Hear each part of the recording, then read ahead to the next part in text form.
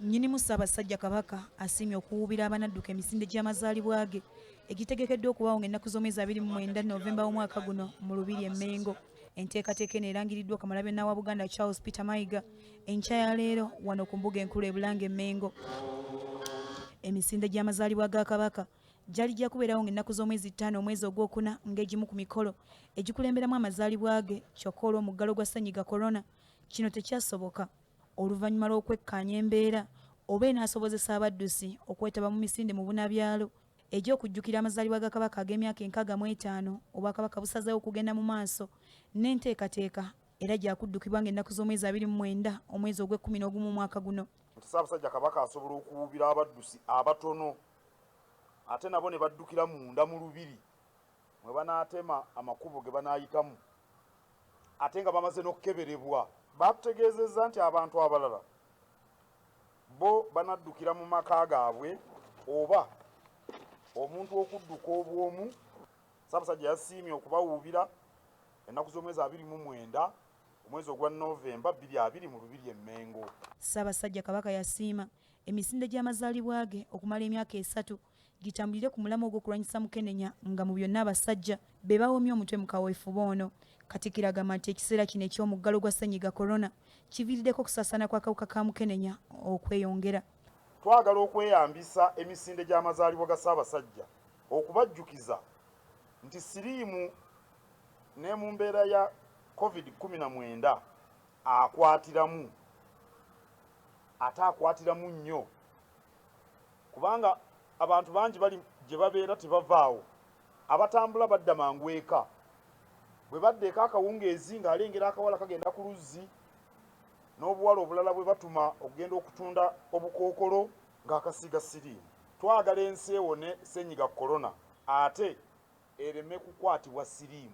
Katikkiro era abotodde ekyama ab'ekitongole ky'ekibiina ky'amawanga amagatte ekirwanyisa mukenenya UNAIDS bwe basabye Kabaka okugenda mu maaso n'obuvunaanyizibwa obw'okukulemberamu abasajja okulwanyisa mukenenya era naye nakkiriza. Ssabasajja Kabaka ayagala abasajja ffe tuba tubeera abasaale mu kutaasa abakazi obulwadde bwa twekebeze. Ne bw'oteekebeza ng'oli mulwadde wa siriimu tekitegeeza nti taafulume. Ate bw'omala okusanga ng'okalina eddagala weeri twekebeze, twekuume, tubeere beesigwa, twejjanjabe era tujjanjabe ne bakyala baffe. Ssabasajja Kabaka ayagala buli muvubuka, buli musajja akitwale nti buvunaanyizibwa bwe okumalawo siriimu tutuuke mu 2-3 nga tumunyumyako bunyumya ng'ekirwadde ekyaliwo. Omumugano wasabidde abantu ba Kabaka bonna okugenda mu bifo ebiragiddwa okwefunira obujjoozi obw'okuddukiramu ku mutwalo gumu gwokka. Amatundiro mangi wano e Bulange Mmengo, mu tenti ya Ketu Telecom wali, owa Mulangira Goloba mu Kikuubo, JP Washing Bay opposite Masengere Building, CBS branch e Masaka, ne ku ssaza e Masaka, ku ssaza e Ssingo, ku ssaza e Kyaggwe, owa Mwami Ssennono Sempala e Bweyogerere, Nkumba University, you can find a sales point there. At all these total fuel stations, Natete, Zana, Mukono, Sonde, Kabusu, Jofra Investments na Lukolongo, Seta, Chengera, Nakawa. Minisita avunaanyizibwa ku bavubuka emizannyo n'okwewummuza Oweekitiibwa Henry Ssekabembe Kiberu agambye nti wadde nga waliwo okusoomoozebwa naddala mu kiseera kino eky'omuggalo naye tekijja kulobera nteekateeka za Bwakabaka kugenda mu maaso kubanga abatembeeta ensonga zino bamalirivu. Ffe weetuli tuli bamalirivu nga bulijjo bwe mbagamba. Bwe ginaabamyala tujja gibuuka, obusozi tujja bugumira, mu nkuba tujja kubaawo, omusana nga bwe tuli wano tujja kubaawo okulaba nti entabaalo zino zonna nga mwe muli okulwanyisa endwadde zino wansi wa Mukama Ssabasajja Kabaka Mukama Katikkiro otabaalo tujja tukuza. Omukolo guno gwetabiddwako baminisita ba Kabaka okuli omumyuka asooka owa Katikkiro Oweekitiibwa Profesa Twakawa Ssekigongo, Oweekitiibwa Dr. Prosperous Nankindu Kavuma, Oweekitiibwa Joseph Kawuki, abaami b'amasaza ne bannamikago ab'enjawulo.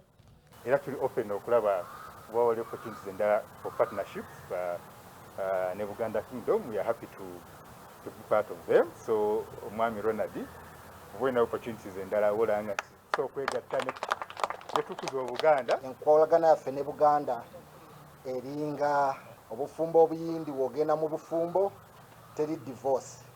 Ffe tusuubira nti enkolagana ya Airtel ne Buganda ejja kubeera ya lubeerera.